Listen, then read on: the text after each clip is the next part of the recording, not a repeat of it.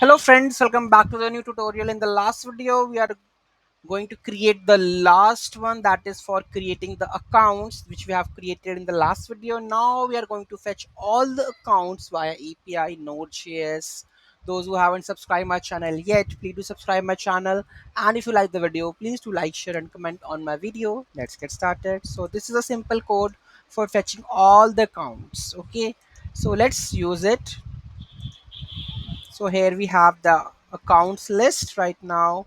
Let's call this function get accounts. Okay, so here we have the get accounts. Let's call this, let's put the comma, not comma, get accounts. So here we have the get ss token. Okay, then we have the accounts API, that is the get, and here we have to pass the ss token.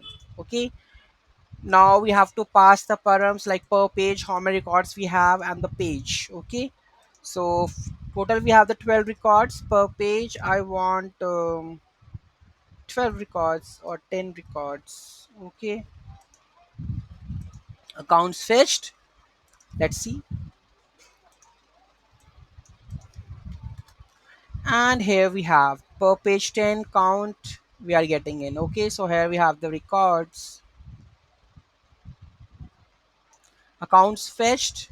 So my first account that I have created, that is, here we go with this.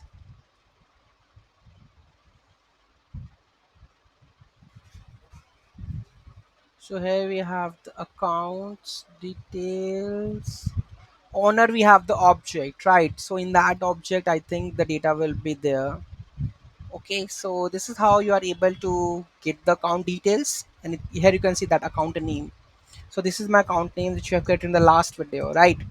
So this is how you are able to fetch all the accounts in Zoho CRM via Node.js API. Any doubt, any query, let me know in the comment section. Thank you so much for watching this video. Have a great day.